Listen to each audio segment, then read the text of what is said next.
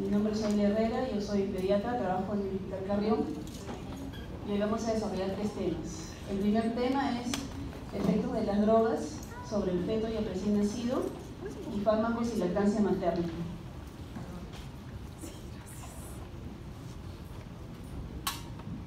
Bien, en general tenemos que ver de que todas las drogas que la mamá pueda consumir desde que está embarazada pueden afectar al feto, ¿no? Entonces, esto va a depender de varias cosas.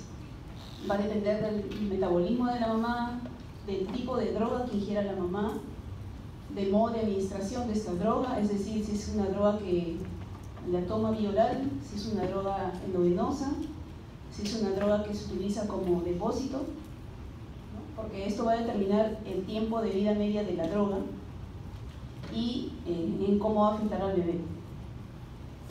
También depende de la farmacocinética materna, porque vamos a ver que en el embarazo van a haber alteraciones en el modo de la absorción de los medicamentos. Y obviamente va a influir el estado nutricional materno, porque sabemos que los medicamentos se unen a las proteínas una vez que ingresan al organismo en mayor o menor proporción. Una mamá que está con una desnutrición severa probablemente va a tener las proteínas bajas.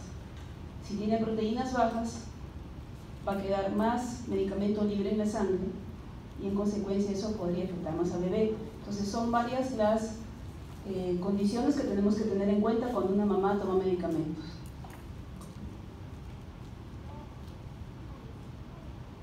En forma general, los medicamentos o las drogas van a causar retardo de crecimiento uterino. Más adelante vamos a ver las drogas más comunes, pero casi todas causan retardo de crecimiento uterino, bajo peso al nacer. Algunas de ellas tienen efectos teratogénicos o malformaciones en el bebé, retraso psicomotor y algunas tolerancia y dependencia física. Esto no está limitado a las clases sociales. Vamos a ver que esto se presenta tanto en las clases pobres como en las clases ricas. Obviamente esto constituye un embarazo de alto riesgo. Generalmente las personas o las gestantes que consumen drogas no tienen una vida muy responsable, que digamos, y eso es de suponer de que tengan pobres controles prenatales. Una persona que consume un tipo de droga, sea marihuana, cocaína, lo más probable es que consuma otro tipo de drogas, ¿no? Es difícil que consuma un solo tipo de drogas. Generalmente tienen conductas sexuales o no regulares, ¿no? Es decir, tienen varias parejas, a veces tienen una vida sexual promiscua. Entonces esto también hace de que las personas que consuman drogas probablemente tengan mayor facilidad de tener enfermedades de transmisión sexual, sea VIH, sea sífilis u otras enfermedades. Vamos a ver la droga, la primera de consumo social, ¿no? La más conocida, el alcohol. Es una droga o es una sustancia dañina que está al alcance de todos.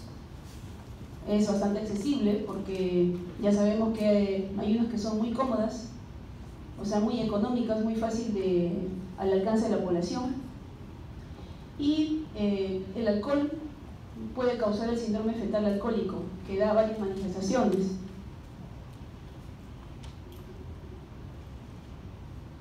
El síndrome alcohólico fetal da las siguientes malformaciones, ¿no?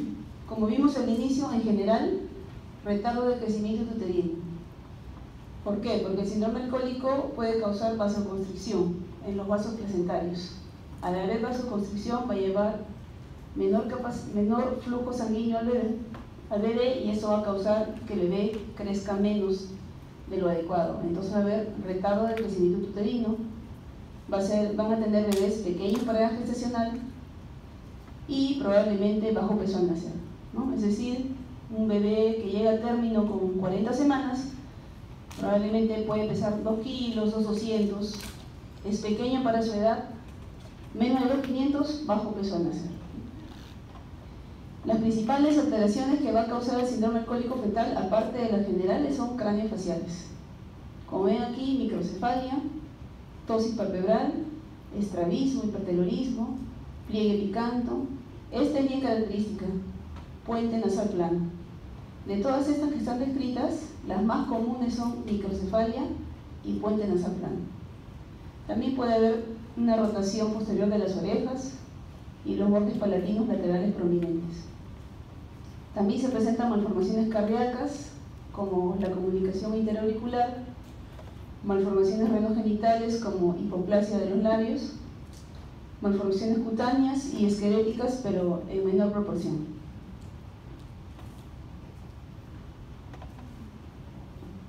Aquí vemos la imagen de un bebé con síndrome alcohólico fetal. Lo más llamativo en este bebito es la microcefalia. Se mide el perímetro cefálico y sale el percentil menor de 5 en este bebé.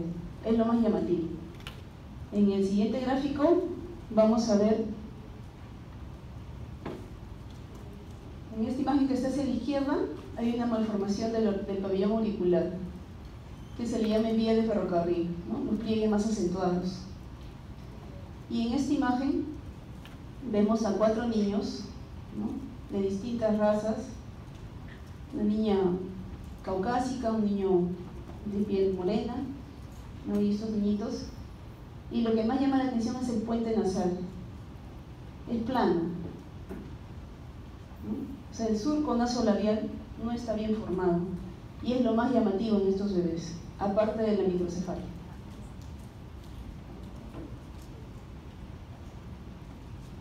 La marihuana es otra droga bastante común. Nuevamente se repite el factor común a todo el consumo de drogas: retardo de crecimiento uterino, secundaria hipoxia. Va a haber también efectos neurológicos en estos bebés. El consumo de marihuana no da muchos trastornos faciales o malformaciones como le da el síndrome alcohólico fetal.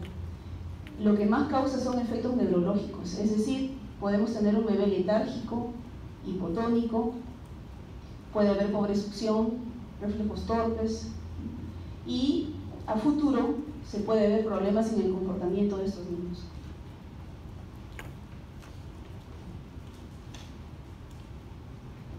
Este es un bebé que está intubado, ¿no? Está con una sonda orogástrica, está con la cabeza ladeada hacia un lado, hipotónico, no activo, ¿no?, y no tiene succión, por eso también está con sonda orogástrica. Es un bebé que es hijo de mamá consumidora de marihuana. La cocaína también es otra droga bastante común. La cocaína tiene un efecto anoréxico en las mamás. Entonces son mamás que generalmente están desnutridas durante el embarazo, y al estar desnutridas se va a ver afectado también el crecimiento del bebé. La cocaína también causa que se disminuya el flujo placentario, y al disminuir el flujo placentario disminuye todo el flujo sistémico al bebé, sobre todo el flujo cerebral. Si disminuye la cantidad de sangre que llega a la placenta, entonces disminuye la oxigenación, y en compensación podemos observar un aumento de la presión arterial y la frecuencia cardíaca. Hay inhibición de la captación de catecolaminas, hay inhibición de la recaptación del triptófano, y lo que esto hace es alterar la vía de la serotonina, y clínicamente que vamos a ver que hay problemas con el ciclo del sueño. Entonces en la cocaína también va a haber un retardo del crecimiento uterino y va a haber alteraciones neurológicas. Como va a haber disminución del flujo sanguíneo, generalmente afecta dos principales órganos: el cerebro, y lo que va a causar es infarto y hemorragias a nivel del sistema nervioso central, y en intestinos, si disminuye el flujo, lo que podemos encontrar es enterocolitis necrotizante. También se puede encontrar anomalías renales, pero esto es en menor cantidad. Lo más frecuente son alteraciones a nivel de cerebro e intestinos.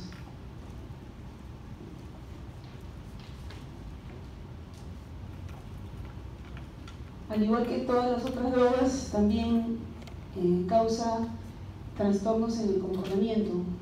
Puede haber irritabilidad, temblores, hipertonía, llanto excesivo o un bebé irritable que no se consuela fácilmente. succión excesiva, o sea, son bebés que ya se les dio su toma de leche y siguen con el reflejo de succión. Hiperactividad.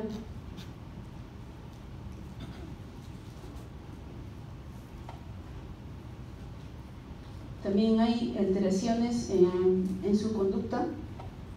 Generalmente tienen una calidad de apego anormal. Cuando ya son niños y adolescentes pueden tener altos niveles de frustración. Está aumentado el riesgo de muerte súbita y hay una respuesta normal al estrés. Siempre hay que tener en cuenta, como les dije al inicio, de que una gestante que consume algún tipo de droga probablemente consuma también varias drogas, ¿no? Y entonces no solamente es el consumo de drogas, sino también es la conducta de la mamá. Generalmente son mamás que no tienen mucha responsabilidad en el cuidado de sus bebés, no tienen mucho apego. Entonces, aparte del efecto de la droga en sí, ya el trato con la mamá también va a traer problemas en el apego del niño hacia la madre. Y si no hay un buen apego durante los primeros años de vida, entonces después no va a haber una buena relación mamá-hijo.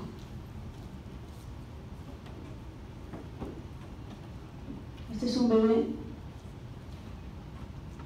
que tiene una sondita nasogástrica. Como ustedes ven acá hay un poco de esa coloración blanca, es de la leche que le están dando.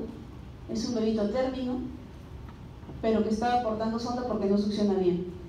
Hay una incoordinación, succión-deglución, ¿no? Este es un bebé hijo de madre consumidora de cocaína, pero también VIH positivo.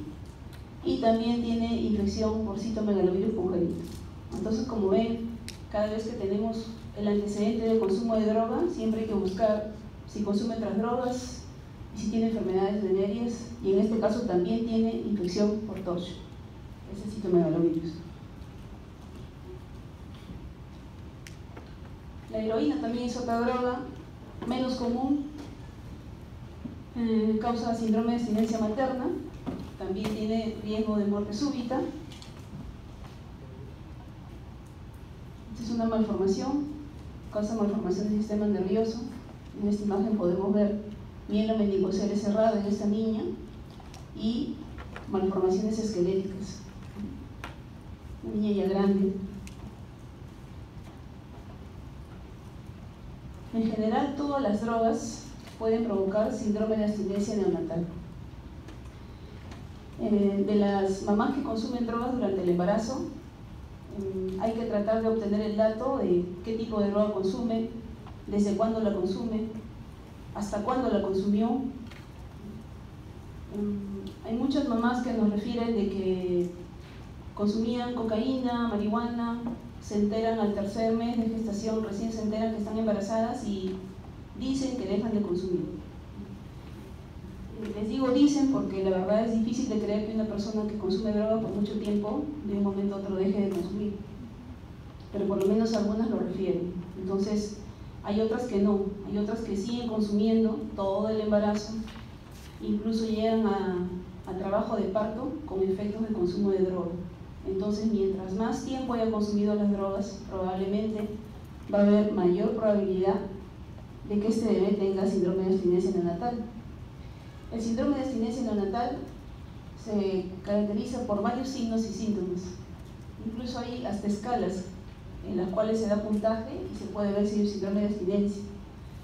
Pero la clínica más marcada es la irritabilidad. Quiere decir que son bebés que están llorando fuerte, de manera constante. El personal que lo atiende lo alimenta, le cambia el pañal, lo carga y aún así sigue llorando. Es un bebé inconsolable. Esa es la clínica más marcada del síndrome de abstinencia neonatal. También puede haber otras manifestaciones como son sudoración, congestión nasal, succión del puño, se agarran su puño y están succionándolo constantemente. Son bebés inconsolables y otros síntomas, pero lo más característico es la irritabilidad marcada.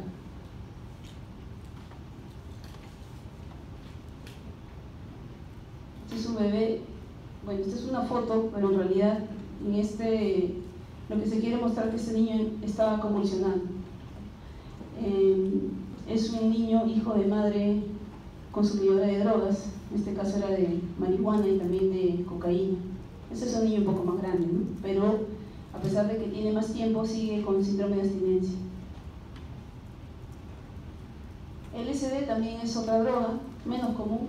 De todas las que hemos visto, la marihuana y la cocaína son las más comunes en nuestro medio.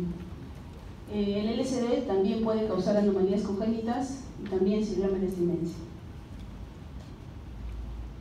Tabaco y nicotina, también, el tabaco también es una sustancia de bastante consumo en nuestra población. Su principal efecto va a ser a través de la disminución del flujo placentario, causa vasoconstricción también. Y si disminuye el flujo placentario, va a haber hipoxia y va a haber malnutrición. También son niños que nacen con retardo de crecimiento uterino. Esa es la principal alteración en estos bebés, RCI.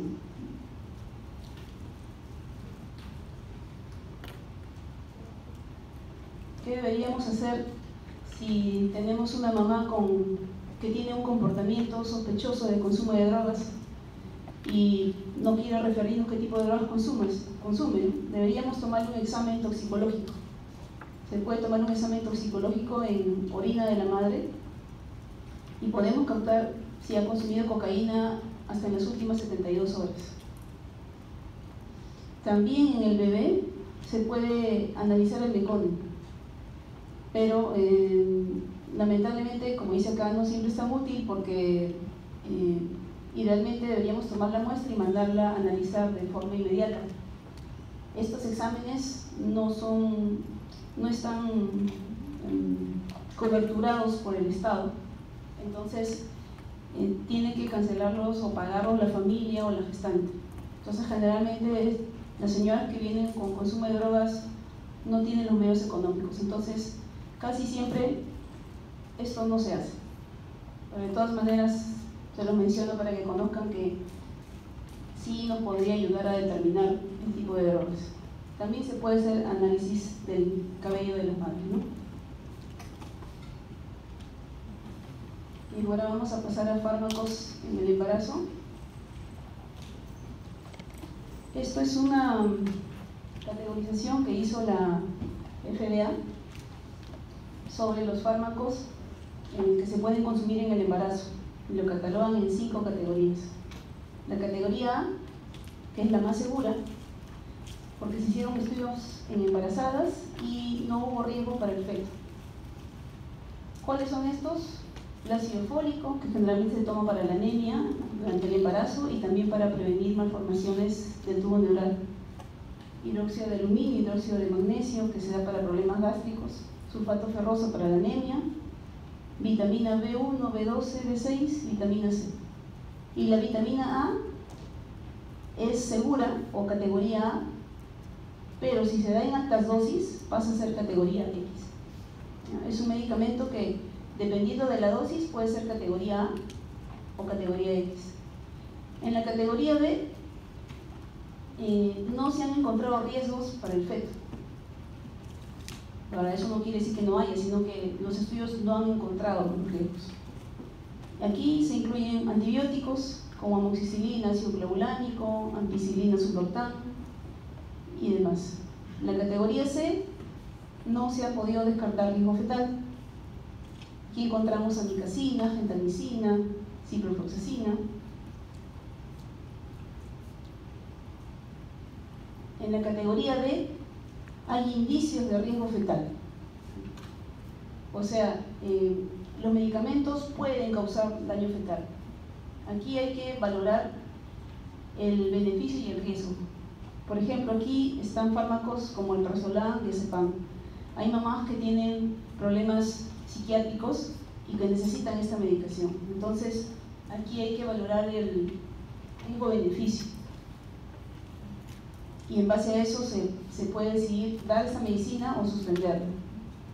Y en la categoría X son las medicinas que sí están totalmente contraindicadas en el embarazo, como la atorvastatina, clomifeno, antipositivos orales combinados, hormonoterapia de reemplazo. Hay que tener en cuenta que esta categorización ya tiene varios años, no está actualizada, pero es la última que hay. Y hay que también tener en cuenta que no se han hecho estudios con todos los medicamentos, así que hay que tomarla con pinzas al momento de aconsejar a una madre si debe suspender o no su tratamiento acerca de lo que está tomando. Esta es una categoría de riesgo, pero ya es en la lactancia. La anterior era en la gestación. Aquí se divide en 4. La A son medicamentos que son compatibles con la lactancia. La B son medicamentos que hay que tomarlos con precaución. La B asterisco también por precaución, porque no se disponen de datos acerca de la excreción en la leche materna. ¿A qué se refiere esto? Por ejemplo, hay medicamentos que se utilizan para la hipertrofia de próstata. O sea, son medicamentos que van a tomar solo los varones. Pero hay mujeres que tienen problemas al momento de la micción. Por ejemplo, mujeres que retienen constantemente la orina y después tienen problemas con el esfínter. A esas señoras también les recetan ese medicamento. Entonces, es un medicamento que siempre se usa en varones. No hay estudios en mujeres, no hay estudios en gestantes, menos en lactancia. Entonces, por ejemplo, en ese caso entraría en esta categoría. Como no hay estudios, se le aconseja a la madre que si no tiene otra alternativa lo tome con precaución, y como es un bebé que ya ha nacido, porque es lactancia, se le pide a la madre que observe, si observa algún síntoma o algún signo, acude inmediatamente y se retire el fármaco, y si no, se continúa. Y el medicamento, en la categoría C, son medicamentos totalmente contraindicados.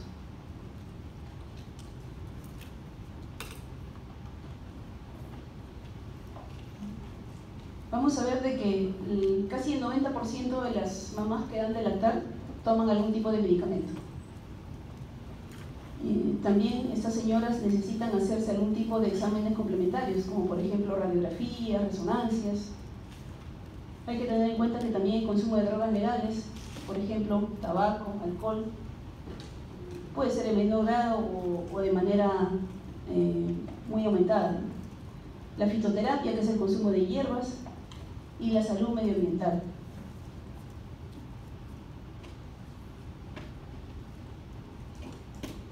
Entonces, si una mamá toma un medicamento, hay varias cosas que tenemos que tener en cuenta. Si este medicamento va a inhibir la producción de leche, por ejemplo, los alcaloides del ergot o los medicamentos que tomamos para la migraña. La migraña es una enfermedad bastante común. Entonces, lo que generalmente se receta o se vende de manera libre en las farmacias son las ergotaminas. Producen inhibición de la producción de la leche. Entonces, no debería tomarse este medicamento mientras se está dando de lactar. Otros medicamentos que inhiben la producción de leche son estrógenos, anticolinérgicos, diuréticos, la pseudoefedrina, pero cuando se toma en dosis muy altas. También hay que tener en cuenta si el medicamento que toma la mamá pasa a su sangre, si pasa a la leche. Aquí hay un índice de leche plasma. Quiere decir, la gestante toma una medicina y cierta cantidad va a pasar al plasma, a la leche, perdón. Mientras más cantidad de la medicina que tomó la mamá pase a la leche, mayor la posibilidad de que cause efectos en el bebé. Esta índice de leche plasma va a depender de qué tipo de porcentaje del medicamento se unió a las proteínas. Es decir, si el medicamento que tomó la mamá se unió en 90% a las proteínas, entonces muy poca cantidad de ese medicamento podría pasar a la leche materna. Pero si el medicamento se unió en un 15% a las proteínas, entonces queda mucho medicamento libre disponible para que pueda pasar a la leche materna. También va a influir el peso molecular. Si el fármaco que la mamá toma tiene un peso molecular elevado, si es más de 700 a 800 daltons, entonces probablemente no pase la leche materna. También influye la liposolubilidad y el pH del medicamento.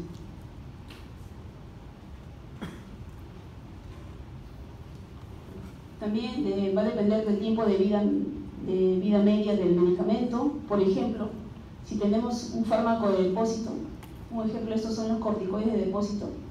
Las mamás que tienen artritis a veces necesitan usar este medicamento de depósito. Si es de depósito, como su nombre lo dice, el tiempo de vida va a ser mucho más largo. Si el medicamento llega a pasar a la sangre del lactante y si es una sustancia tóxica para el lactante. Hay que tener en cuenta también las hierbas que las mamás consumen. A veces las gestantes o las lactantes no consumen medicamentos sin receta, pero sí van y consumen hierbas, cualquier tipo de hierbas. Entonces el problema con las hierbas es que no hay una información científica en todas, hay muchas que no tienen estudios y tampoco hay un marco legal de venta, ¿no? O sea, no todas lo compran en una distribuidora autorizada, sino muchas veces se compra de manera ambulante y no tenemos la seguridad exactamente de qué tipo de hierbas son. Como no hay estudios, la fitoterapia todavía es un campo un poco desconocido acerca de los efectos que causan en los bebés que lactan. En cuanto a las exploraciones complementarias que se podrían hacer las mamás, como son las radiografías, tomografías, resonancias, sean con o sin contraste, no tienen contraindicación, es decir, sí se pueden hacer y no van a causar daño en el bebé. Lo que sí hay que evitar son las gammagrafías. ¿Por qué? Porque va a haber sustancias ionizantes, ¿no? Radiaciones ionizantes. Entonces, aquí sí hay que tomarlo con pinzas. Si es necesario que la mamá se haga el estudio, se puede aconsejar que se haga la gammagrafía y que suspenda la lactancia por 24 o 48 horas y después la vuelve a reiniciar. Y siempre hay que considerar el balance daño-beneficio, ¿no? Si la mamá necesita el examen para hacer algún tipo de diagnóstico, entonces no podemos decirle, no, termine su periodo de lactancia y después hágase su examen, porque podemos retrasar un diagnóstico que de repente es algo serio en la mamá. Entonces es mejor suspenderla por unas horas en el caso de las gamografías, porque en las radiografías, tomografías y resonancias sí se puede hacer sin ningún problema, no hay incompatibilidad con la lactancia. Entonces, acerca de la nicotina ya la vimos. La cafeína, le dice que grandes dosis de cafeína o tomar más de 6 tazas de café, lo que pueden provocar es irritabilidad en el lactante. El consumo crónico de alcohol también va a traer problemas en el lactante, como son sedación, desmedro y retraso psicomotor. Más o menos, para tener una cifra, más de 0.5 gramos de alcohol por kilo puede reducir la producción de leche y puede sedar al lactante.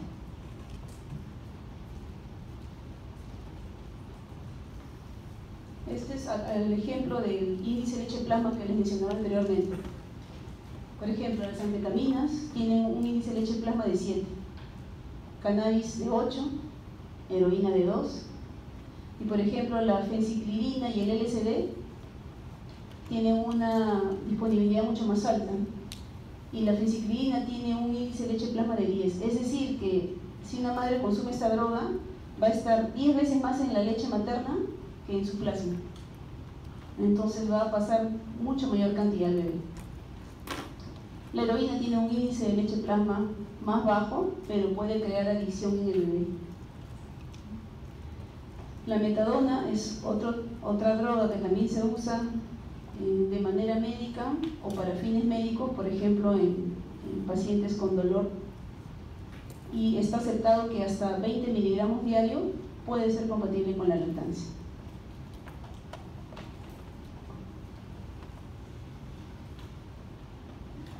La infección por VIH, la lactancia está totalmente contraindicada, se debe dar fórmula láctea nada más, no lactancia materna.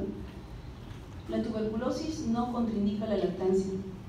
Lo que sí tenemos que tener en cuenta es si la mamá todavía está positiva, si la mamá todavía está con tos constante. Si eso ocurre, lo que se aconseja es que la madre dé de lactar y después se retire al bebé, o sea, que no esté constantemente con ella. Eso es lo que se aconseja. Si la mamá tiene menos de 2 meses de tratamiento, se debe dar isoniazida al bebé por 6 meses, como profilaxis. Si la mamá ya tiene más de 2 meses, lo que se debe hacer es tomarle una muestra de puto 2 veces, y si es negativo, se puede seguir y puede tener un apego sin problemas. Si se demuestra que el esputo sigue siendo positivo, la madre puede dar de lactar, pero no debe tener apego con el bebé. Es decir, puede le da de lactar y después lo retira, porque si no va a estar tosiendo y va a estar eliminando el BK y el bebé lo puede inhalar y se puede contagiar. La hepatitis B de manera absoluta no contraindica la lactancia. Lo que se recomienda es dar, ni bien nazca el bebé, administrar inmunoglobulina antihepatitis y poner la primera dosis de vacuna antes de las primeras 24 horas de vida. Si hacemos esto, la mamá puede amamantar sin ningún riesgo. En la hepatitis C, si es una portadora crónica, es decir, si tiene la señora tiene hepatitis C ya hace meses o años, puede lactar sin ningún problema. Pero si es una hepatitis activa, o sea, la señora está con la hepatitis C aguda, entonces ahí se recomienda mejor que no dé de lactar, ¿no? Por eso va a depender de qué tipo de hepatitis tiene. Si es crónica, sí puede lactar sin ningún problema, pero si es aguda, se prefiere que no dé de lactar. Nuevamente, si ustedes tienen algún tipo de infección, siempre tienen que buscar otro tipo de infecciones, como por ejemplo VIH. Las personas que tienen hepatitis C generalmente están coinfectadas con VIH, por eso hay que buscar también esa enfermedad. La sífilis tampoco contraindica la lactancia materna, salvo que la mamá tenga lesiones en el pecho o en el pezón. O sea, las lesiones sifilíticas que las tenga en pecho o pezón, si eso ocurre, no debe dar de lactar. Pero si es una señora que tiene sífilis y no tiene ningún tipo de lesión en la piel del pecho o el pezón, sí puede dar de lactar. Y sigue el tratamiento de la sífilis, tanto la mamá como el bebé. En la práctica nosotros vemos que la mayoría de las madres que tienen sífilis no tienen lesiones en los pezones ni en el pecho y generalmente tampoco en los genitales. Así que más que todo es un diagnóstico que se hace como parte del control prenatal, más que por la sintomatología que uno vea en genitales o en pezones. Entonces, en general, en la sífilis no está contraindicada la lactancia materna. Esta es una página web www.e-lactancia.org, en la cual lo que se ha buscado es colocar información acerca de todos los fármacos, porque como ustedes vieron en la categorización que hace la FDA, uno, que no es una categorización actualizada, ya tiene más de 10 años. Dos, de que no están estudiados todos los fármacos, entonces muchas veces se suspenden los fármacos sin tener una adecuada justificación. Entonces, esta página sí la actualizan constantemente, está al alcance de todos, tanto de los médicos como de los pacientes. Así que siempre se aconseja de ingresar a esta página y ver si el producto, qué tipo de categoría tiene, ¿no? Si se puede dar, no puede dar, si produce algún tipo de alteración y no tenemos otra alternativa, entonces tenemos siempre que sopesar el riesgo-beneficio.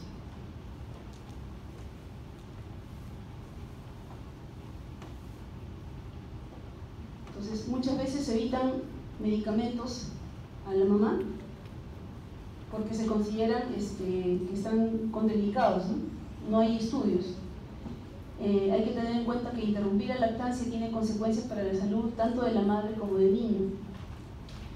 Antes de dar un medicamento a la madre, tenemos que plantearnos si es realmente necesario dar el medicamento.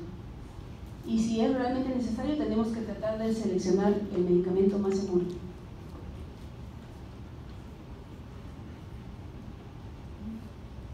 Bueno, otra conclusión es tratar de consultar siempre esta base de datos de internet y además de los antineoplásicos y de las drogas de uso social, solamente hay 4 medicamentos que están absolutamente contraindicados durante la lactancia: la fenildiona, la miodarona, los derivados del ergot y los ioduros.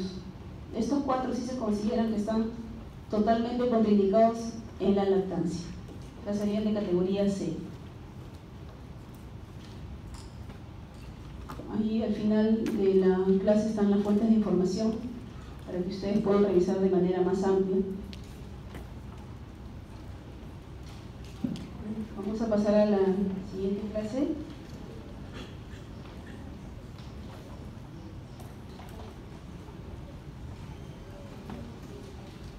Bien, la siguiente clase es acerca de sepsis y shock séptico.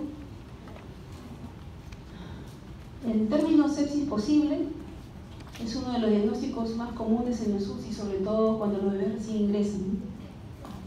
Entonces, al decir sepsis posible, como su nombre dice, quiere decir puede ser que sea sepsis, no estamos seguros. Vamos a ver los signos de sepsis y van a ver que son bastante inespecíficos. Entonces es todo un reto llegar a diagnosticar de verdad sepsis. Estas son las causas de mortalidad neonatal. Es un estudio que se hizo y se publicó en el año 2012. Y aquí ven que la principal causa es prematuridad, 27%. Causa de mortalidad neonatal, o sea, en los primeros 28 días. Prematuridad. Y en segundo lugar, sepsis y neumonía. Y si juntamos todas las infecciones, alcanzan el 36%. Es decir, casi la tercera parte de los bebés que fallecen por infecciones.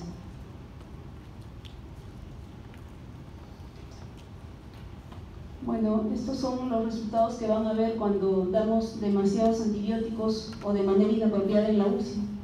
Van a aparecer gérmenes cada vez más resistentes. Esto puede dar lugar a infecciones endémicas. Cuando se abusa de los antibióticos, se va a alterar la microbiota y esto va a causar de que se aumente la infección por cándida, va a haber incremento de enterocolitis necrotizante y obviamente mayor mortalidad. También se altera el microbioma neonatal. ¿Qué es lo que va a ocurrir? Va a disminuir el microbioma o la flora bacteriana que hay en el intestino, eso va a pasar. Va a incrementarse las proteobacterias. ¿Qué son las proteobacterias? Este término se refiere a todas las bacterias que tienen una estructura similar a los gram negativos y disminuyen los firmicutes. ¿Qué son los firmicutes? También son unas bacterias que en general tienen una estructura muy similar a los gram positivos. Es decir, hay un incremento de gram negativos y disminuyen los gram positivos. Este es un esquema de una bacteria gram negativa que muestra los diversos mecanismos por los cuales un germen puede hacer resistencia. Por ejemplo, acá vemos que los aminoglicósidos pueden alterar las enzimas que modifican los antibióticos. Pero no solamente actúan así, también pueden modificar o mutar los ribosomas. Y así hay hasta 10 tipos de mecanismos de resistencia en los gram negativos.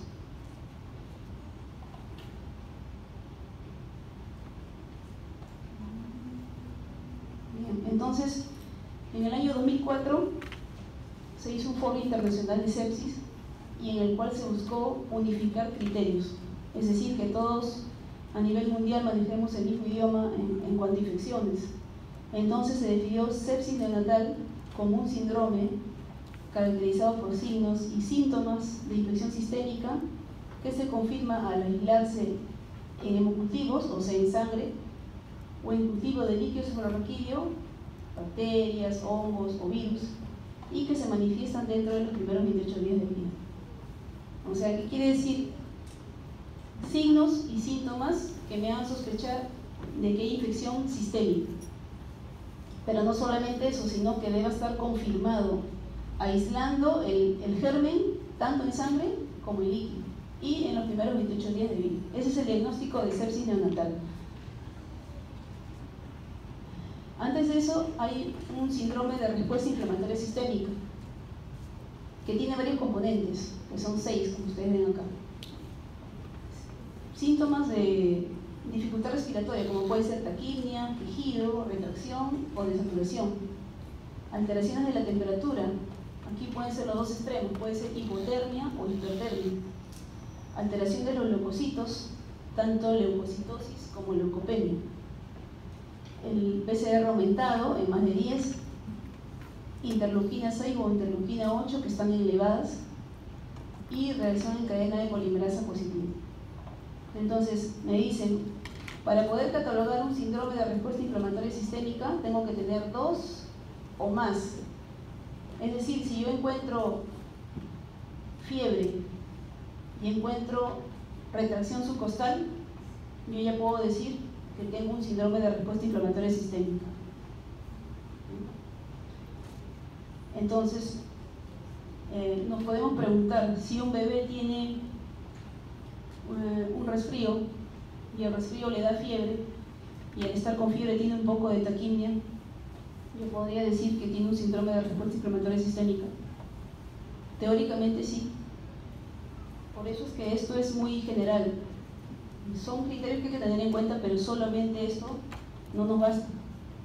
Por eso es que nos ayudamos de la evolución del paciente y de los exámenes de laboratorio. Ya vimos lo que era sepsis, ¿no? Era signos y síntomas de infección sistémica, pero ¿cuándo pasa a ser una sepsis severa? Cuando se asocia hipotensión o hay disfunción de un órgano. Entonces, hipotensión, su nombre lo dice, de la presión baja, presión arterial baja. ¿Qué quiere decir disfunción de un órgano? Que puede haber compromiso renal, por ejemplo. Tengo un bebé que está con síntomas de infección, o sea, lo puedo tener con dificultad respiratoria, con leucocitosis, con fiebre, PCR 20 está elevada, y aparte de eso tiene oliguria, y si tomo exámenes de laboratorio voy a encontrar urea y creatinina elevadas. O sea, es un bebé que está haciendo insuficiencia renal, y hay compromiso del riñón, y hay disfunción de un órgano. Entonces, si hay disfunción de un órgano, ya se cataloga como sepsis severa. O puede ser que tenga el bebé con signos de infección y este bebé presenta enterocolitis necrotizante. Hay compromiso intestinal, entonces ya hay disfunción de un órgano. Entonces ya se cataloga, basta que haya hipotensión o disfunción de un órgano, sepsis severa.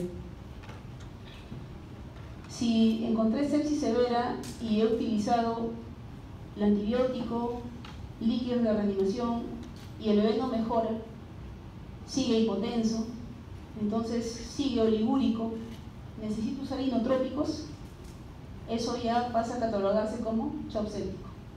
El uso de inotrópicos como son dobutamina, dopamina, epinefrina, eso ya constituye shock séptico. Y si a pesar de que use inotrópicos el paciente no mejora y empieza a haber ya falla de 2 o más sistemas, es decir, esto ya constituye una síndrome de falla multiorgánica. Por ejemplo, en el caso que les había puesto, un paciente con síntomas y signos de infección que estaba haciendo oliguria e insuficiencia renal y tenía urea y creatinina elevadas, le di líquidos, le coloqué inotrópicos, por ejemplo, la dopamina, para tratar de mejorar su flujo renal, y no mejoró. Y ese paciente ya después empieza a hacer anasarca, empieza a hacer insuficiencia cardíaca, entonces ya hay compromiso cardiológico, hay compromiso renal, y están fallando 2 sistemas o más. Entonces esto ya se denomina síndrome de falla multiorgánica. Y esto es premonitorio de muerte. Como ustedes ven, van avanzando en nuestra área. Esto es un esquema que nos resume lo que hemos visto. Primero, hay un síndrome de respuesta inflamatoria. Puede ser fetal, o sea, un bebé, una mamá con poliomelitis ya viene con un proceso de infección, y el bebé que está en su vientre ya está sometido a ese proceso de infección. Entonces puede haber un sistema de respuesta inflamatorio fetal, porque estando dentro de la barriga el bebé ya tiene todos esos síntomas: problemas de dificultad respiratoria, hipotermia o hipertermia, ¿no? Llenado capilar mayor de 3 segundos, leucocitosis, PCR, interleuquina y exámenes. Hay datos que se pueden objetivar. La taquimia, podemos contar la frecuencia respiratoria, podemos ver si tiene quejido o retracción de saturación. La temperatura también la podemos cuantificar. El llenado capilar es subjetivo. Los leucocitos y todos estos exámenes sí son cuantificables. Si tenemos 2 o más de estos, se constituye un síndrome de respuesta inflamatoria. Si tengo síntomas de infección, sepsis. Si empieza a ser hipotensión o disfunción de un órgano, ya pasa a ser sepsis severa. Si llego a necesitar inotrópicos, sigue evolucionando shock séptico. Y si ya fallan 2 o más órganos, eso constituye un síndrome de disfunción multiorgánica o de falla multiorgánica. Cuando la mayoría de pacientes llegan a este nivel, generalmente fallecen. Entonces, tenemos que tratar de captar al paciente aquí y no permitir que llegue hasta los extremos, ¿no? Esto se hace identificando temprano al paciente y dando el tratamiento ideal. Entonces, tenemos que saber qué gérmenes pueden causar sepsis. Esto va a depender de varias cosas: del tiempo en el que se presenta la infección, de la edad gestacional del bebé. Ustedes saben que un bebé a más prematuro va a tener más inmunodeficiencia. Si hay antecedentes de colonización de la madre, es decir, si la madre ha tenido secreción vaginal, si ha tenido fiebre, si el ginecólogo le hizo descarte de estreptococo de grupo B, y si le hicieron el descarte, le hicieron profilaxis antimicrobiana o no, y si hay factores de riesgo propios del recién nacido.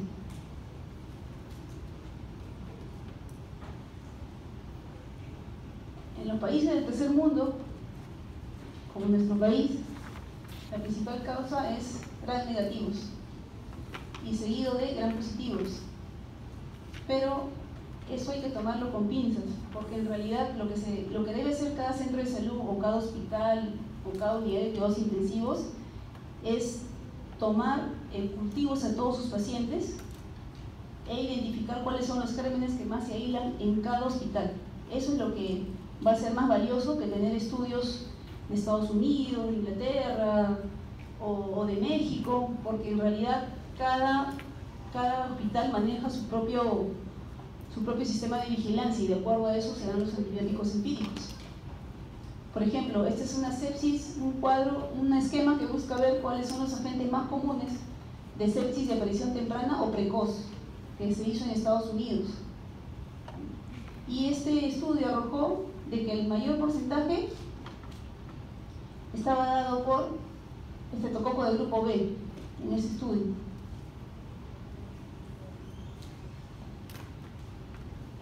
Este también es una sepsis de aparición temprana, pero en prematuros.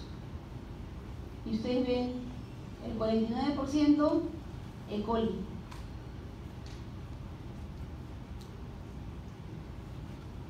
Este fue un estudio que se hizo en América Latina. El 35% Klebsiella, seguido por un 25% de Staphylococcus aureus. Entonces, eso es para demostrarle que el agente etiológico es variable dependiendo del lugar, y no solo del lugar, sino de la edad gestacional del bebé. Existen muchos factores que van a determinar la infección, como ya les dije, las deficiencias inmunes. Los bebés prematuros, por ejemplo, son más deficientes, más probabilidad de infección. Si ha habido infección intraamniótica, es decir, si la mamá ha estado con corionitis, y si son bebés que han sido sometidos a procedimientos invasivos en la UCI, es decir, si han estado con intubación endotraqueal, con cateterismo umbilical, con catéteres percutáneos, con sondas uretrales, con ostomías, es decir, todo procedimiento invasivo también va a ser un factor de riesgo para hacer sepsis.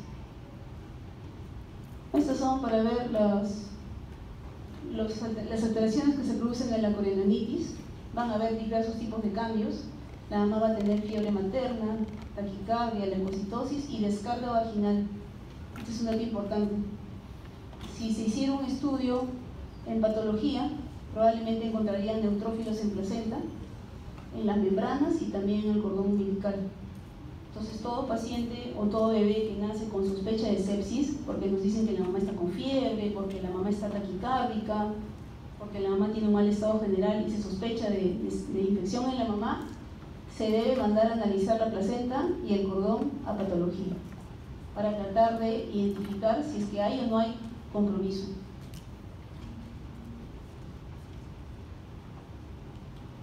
Ahora, si la mamá está infectada, ¿cómo invaden los gérmenes la cavidad? Hay varias vías propuestas, ¿no? Si hay una infección en la cavidad peritoneal, por vía retrógrada, por las trompas de falopio, pueden subir y alcanzar la cavidad del bebé. A través de la placenta también puede haber una diseminación hematógena.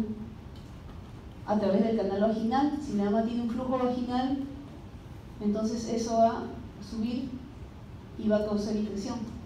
Y acá dice introducción accidental. ¿Qué significa esto? Cuando se hacen procedimientos a la mamá. Si le hacen un procedimiento e ingresan alguna aguja, entonces, por más que se realicen las medidas de asepsia, siempre hay un riesgo de que se ingresen gérmenes. hacia la cavidad amniótica. La colonitis, como toda infección, va a causar alteración de las citoquinas, va a haber aumento de citoquinas. Al final, ¿qué va a causar en el cerebro? Daño de los oligodendrocitos, sobre todo daño de la sustancia blanca. Y eso clínicamente se va a manifestar como parálisis cerebral. Y a nivel pulmonar también va a haber una respuesta inflamatoria. Se inhibe la alveolarización. ¿Qué significa esto? Que va a estar disminuido el número de alvéolos en los pulmones de los bebés. Y eso clínicamente, ¿cómo se manifiesta? Como displasia broncopulmonar, sobre todo si son bebés prematuros.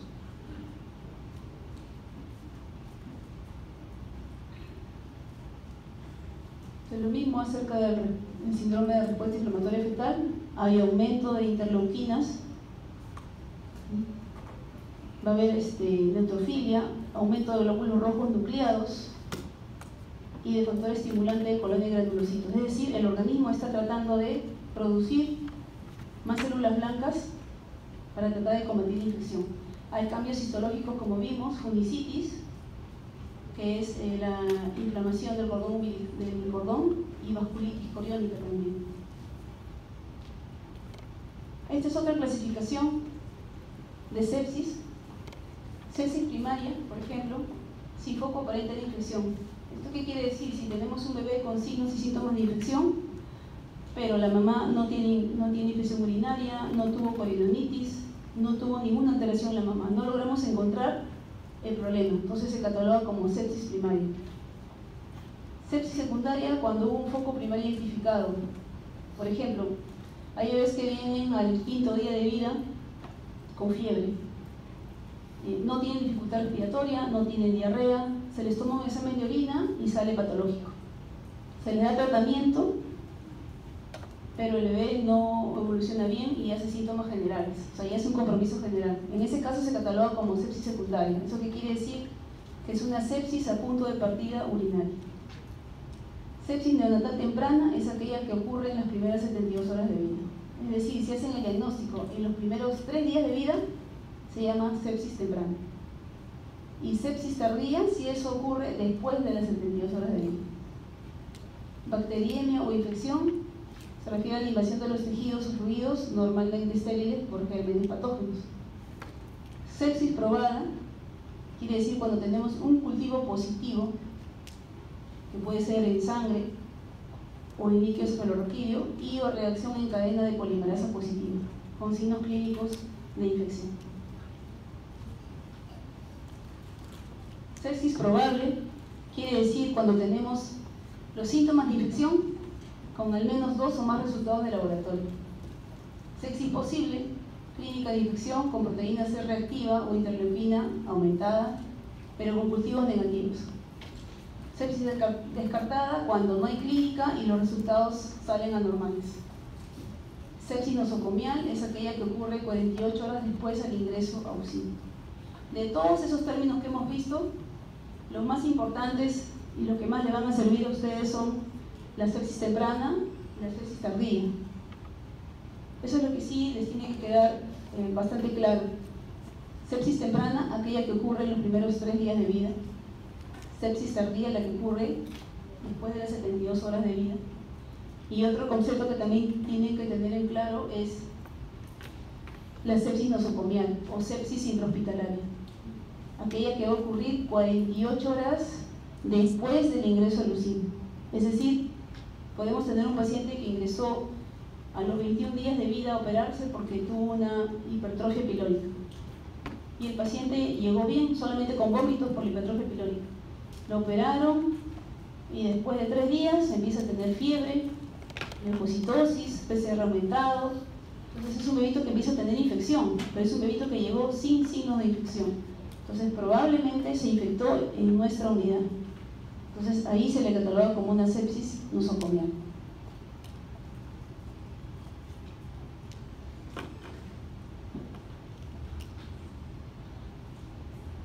Para ver los síntomas y signos de sepsis, son generales, son muy inespecíficos.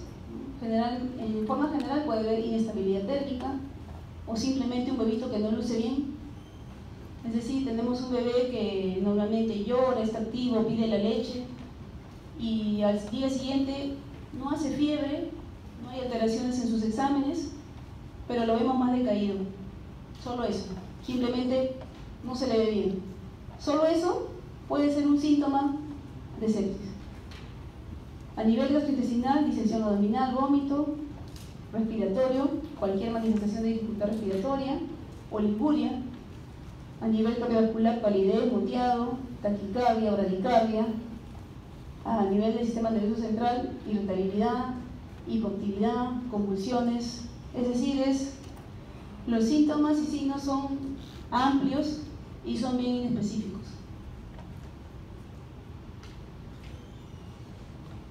Estos son algunos signos que nos dan criterios de severidad. Es decir, si tengo convulsiones, fontanela bombada, ya probablemente este paciente esté haciendo meningitis también, disminución de la actividad. Si tiene síndrome de dificultad respiratoria pero está haciendo cianosis, si hay un mal llenado capilar, si hay ictericia, pobre succión, si está distendido, probablemente ya está haciendo enterocolitis. Si hay pústulas o pus a nivel periumbilical, edema o eritema en articulaciones y estabilidad de la temperatura. Según la Organización Mundial de la Salud, esto constituye criterio de severidad en sepsis. ¿Cómo se hace el diagnóstico? Lo más importante es la historia clínica para ver los signos y síntomas a través de la exploración física y también de las pruebas complementarias, tratando de utilizar los criterios que hemos visto de síndrome de respuesta inflamatoria, de sepsis, ¿no? Así se hace el diagnóstico. En cuanto a las pruebas, el hemograma, como ya hemos visto, puede haber tanto leucocitosis como leucopenia. Al decir leucocitosis, normalmente en algunos libros van a encontrar que hasta 25.000 leucocitos es normal. Otros libros les van a decir que hasta 35.000 leucocitos es normal. Y en leucopenia, el límite es 4.000 y otros autores proponen 5.000 leucocitos. Son los extremos. Puede haber también trombocitopenia. Si tienen trombocitopenia, se cataloga como menos de 150.000. Esto se relaciona a infecciones severas, como puede ser dado por hongos, entre ellos la principal cándida, por gram negativos, virus, ¿no? Y gram positivos. Pero también tienen que tener en cuenta que, por ejemplo, los niños que nacen de madres con preeclampsia también tienen trombocitopenia y no están infectados. Es por eso que solamente tomar en cuenta un criterio de examen no basta, sino que tiene que hacerse un análisis en conjunto con los signos y síntomas y con la evolución del bebé. La proteína C reactina elevada, más de 10, también da diagnóstico. La procalcitonina elevada, mayor de 0.5, también da diagnóstico, pero hay que tener en cuenta que en los primeros 2 días de vida la procalcitonina se eleva en el bebito hasta 3 y después disminuye a 0.5. O sea, ¿qué quiere decir? Que si yo quiero tomar procalcitonina para hacer el diagnóstico de sepsis, tengo que tomarla después de las 48 horas de vida. De todo esto que estamos viendo, lo que tenemos a la mano en todos los hospitales es el hemograma. Tenemos proteína C reactiva, procalcitonina, por lo menos en el Ministerio de Salud no hay. Los hospitales de salud sí lo tienen. También hay que tomar un cultivo, que es la prueba de oro en las infecciones, en la sepsis. Se recomienda que en los bebés el volumen de sangre, por lo menos, siquiera sea de 1 mililitro. Si es de 3 mililitros, mejora la posibilidad de hacer el diagnóstico, de encontrar el germen. Se debe hacer una interpretación con cuidado, ¿no? Cautelosa, de los cultivos obtenidos de sitios no estériles. ¿Eso qué quiere decir? Si tomo una muestra, por ejemplo, de heces, donde normalmente sí voy a encontrar gérmenes, tengo que interpretar con cuidado ese coprocultivo, porque es una zona que normalmente ya no es estéril. Otra zona, por ejemplo, es la piel, el oído, y así. De zonas no estériles hay que interpretar con cuidado el resultado del cultivo, porque puede tratarse solamente de una contaminación o de una colonización y no de una infección en sí. Por lo menos se recomienda tomar 2 cultivos de sangre. mientras más cultivos tengamos, mejor. La interleuquina 6 también es otro análisis que se puede hacer. Tiene una buena sensibilidad, pero tiene una vida media muy corta. Así que debería hacerse al comienzo de la infección para tener un mejor resultado. Si la tomamos cuando la infección ya está avanzada, probablemente va a salir negativa. La inmunoglobulina M también nos ayuda. El hemocultivo, como les dije, la prueba de oro. Si tomo el hemocultivo con 1 mililitro de sangre, tengo una sensibilidad de ese cultivo de 30 a 40%. Si lo tomo con 3 mililitros de sangre, mi sensibilidad sube de 70 a 80%. Esto es en bebés. Como ustedes saben, por ejemplo, en adultos es 5 mililitros de sangre.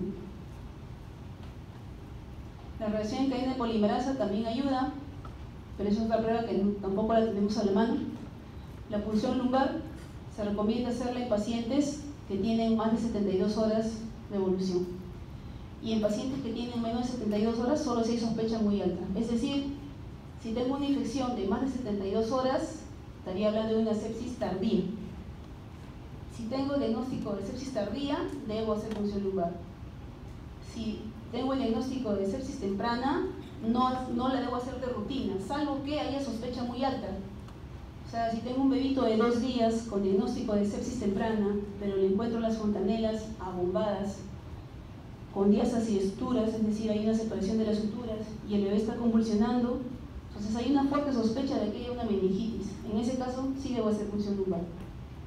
El urocultivo tampoco se recomienda en sepsis temprana, solamente hacerla en sepsis tardía o en sepsis nosocomial.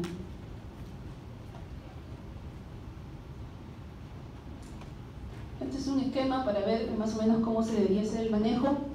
Un bebé, por ejemplo aquí, un bebé asintomático, menor de 37 semanas, quiere decir que es prematuro, con riesgo de sepsis porque su mamá tuvo coriandonitis, tuvo RPM de más de 18 horas y la profilaxis fue inadecuada.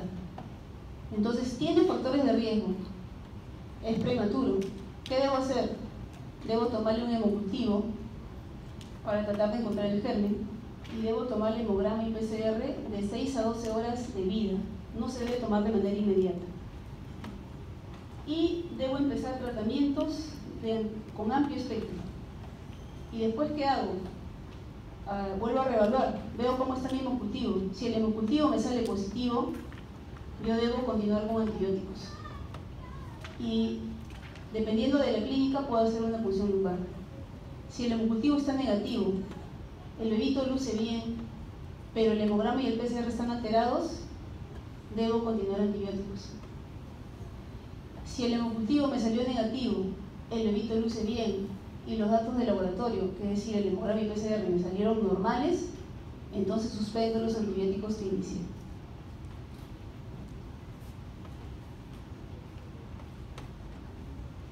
Este es otro ejemplo, un recién nacido también asintomático, pero a término. El factor de arriba en este caso, coriandonitis. Igual, tomo hemocultivo, hemograma y PCR de 6 a 12 horas e inicio antibióticos. Reevalúo el hemocultivo positivo, ni hablar, continúo con los antibióticos y realizo punción lumbar. Si el hemocultivo es negativo, el bebito luce bien y los datos de laboratorio son anormales, continúo el antibiótico. Si el hemocultivo es negativo, el bebito luce bien y los datos normales, descontinúo el antibiótico y salida o alta a las 48 horas. O sea, no le suspendo el antibiótico y le doy alta inmediatamente, sino lo vigilo en las siguientes 48 horas que siga luciendo bien, que no tenga ningún signo o síntoma de infección. Este es otro ejemplo de un bebito sintomático también a término que tuvo RPM. RPM más de 18 horas. También le tomo un hemograma, PCR de 6 a 12 horas, ¿ya? Sin antibióticos, pero con observación estricta. Tuvo RPM nada más este bebé. Se ven los datos de laboratorio anormales, se pide hemocultivo. Si los datos de laboratorio están normales, entonces se vigila por 48 horas y si sigue bien, alto. El tratamiento, vamos a verlo aquí con este cuadro, que es como un resumen. Si sospecho de sepsis neonatal temprana, el tratamiento debe ser ampicilina más un aminoglucósido. Los más comunes que se usan son amicacina o gentamicina. Ampicilina más aminoglucósido por 10 días para casos de bacteriemias no complicadas y puede prolongarse hasta 28 días en el caso de las complicadas. Si sospecho de una sepsis tardía, ya el espectro cambia y tendría que usar vancomicina con un aminoglucósido. Y la duración va a depender del tratamiento del germen que se encuentra, ¿no? Y del antibiograma también. Entonces, cuando yo hago el diagnóstico de sepsis, se hace de manera clínica y debo de tomar un hemocultivo, pero el hemocultivo va a demorar 3 a 4 días en salir. Entonces, como tengo esos 3 o 4 días en los que no conozco el germen, debo darle un tratamiento empírico. Tratamiento empírico quiere decir porque lo doy sin saber a qué germen estoy atacando. Entonces, en sepsis temprana, ampicilina más un aminoglucósido. En sepsis tardía, vancomicina más un aminoglucósido. Y espero el resultado del cultivo. Si el cultivo me identifica un germen, tengo que ver el antibiograma. Y de acuerdo a eso, decido cambiar de antibiótico o no cambiar, dependiendo del antibiograma. Otras estrategias no antimicrobianas son el factor estimulante de granulocitos, porque aumentan las defensas, es decir, aumentan la función y el número de neutrófilos. También se puede usar, pero es un medicamento caro, así que no se usa, pero teóricamente también está recomendado. ¿Cómo se puede prevenir la sepsis? Haciendo profilaxis para estreptococo de grupo B en las mamás. Si es una mamá que tiene fiebre o tiene descarga vaginal, se debe hacer el estudio. Si se identifica estreptococo de grupo B, se debe dar penicilina o ampicilina por lo menos 4 horas antes del parto para evitar infección, ¿no? Y reducir la sepsis temprana en el bebé. Se puede hacer profilaxis con fluconazol en aquellas gestaciones con bebés de menos de 1 kilo. Y también se puede suplementar con lactoferrina y con prebióticos, porque van a mejorar la inmunidad del bebé. Se debe hacer reevaluación una vez que se inicia el tratamiento. Se toma el cultivo y de acuerdo al resultado se debe hacer el descalonamiento. ¿Qué es el descalonamiento? Es analizar el antibiograma que tengo de mi cultivo. Es decir, si inicié ampicilina más gentamicina y el hemocultivo llegó positivo a Escherichia coli, yo tengo que revisar en el antibiograma si ese Escherichia coli es sensible a ampicilina o gentamicina, es decir, a lo que yo estoy usando. Si es sensible, entonces puedo continuar con esos medicamentos. Pero si sale que es resistente, tengo que revisar la lista de los medicamentos que son sensibles y suspender los antibióticos que yo había iniciado y cambiar a los que son sensibles. Entonces es importante hacer ese cambio, si es necesario, a tiempo, para no usar inadecuadamente los antibióticos. Si tengo un cultivo estéril, algunos recomiendan suspender el tratamiento, pero otros recomiendan continuarlo. ¿Por qué? Porque hay que tener en cuenta que los cultivos no van a salir siempre positivos. Muchas veces tenemos al paciente con la clínica bien marcada de infección, antecedentes de infección de la madre, y sin embargo el cultivo va a salir negativo. Entonces, no quiere decir que si el cultivo es negativo, necesariamente tengo que suspender, ¿no? Entonces, tienen que tener en cuenta eso, que el cultivo muy pocas veces más bien va a salir positivo. Si sale positivo, sí nos ayuda porque nos puede orientar para ver si rotamos o no rotamos el antibiótico. La prevención obviamente es el lavado de manos, tratar de tener un buen estado nutricional en el bebé. Si el bebé está invadido por algún tipo de catéter, manejarlo con todas las medidas de asepsia, cuidar la piel del bebé, hacer profilaxis antimicrobiana en la mamá y la profilaxis intraparto. Estas son algunas estrategias, como vimos: la lactoferrina, inmunoglobulina M, anticuerpos monoclonales, probióticos, glutamina, ¿no? Fluconazol y profilaxis para estreptococo B. O sea, quiere decir que si usamos todas esas estrategias podremos prevenir la infección en los bebés. Aquí al final les había puesto 2 casos nada más para tratar de fijar un poco el manejo. Por ejemplo, aquí una gestante de 28 semanas que tiene ruptura prematura de membranas 72 horas antes del parto. Nace un bebé de 1,1 kg y presenta dificultad respiratoria al nacer. Como antecedentes, recibió 2 dosis de betametasona para maduración pulmonar. Y a los 30 minutos de vida se le colocó surfactante endotraqueal. Sin embargo, persiste con dificultad respiratoria. ¿Cuál sería el diagnóstico más probable en este bebé? Como alternativas, síndrome de aspiración meconial, persistencia de conducto arterioso, hipoplasia pulmonar y sepsis por estreptococo galactar. Entonces, es un bebé que está con dificultad respiratoria, ahí nos da un dato. Por la edad gestacional, lo primero que podríamos pensar tal vez es una enfermedad de membrana hialina. Pero hay que tener en cuenta de que se le administró, uno, ha tenido maduración pulmonar adecuada.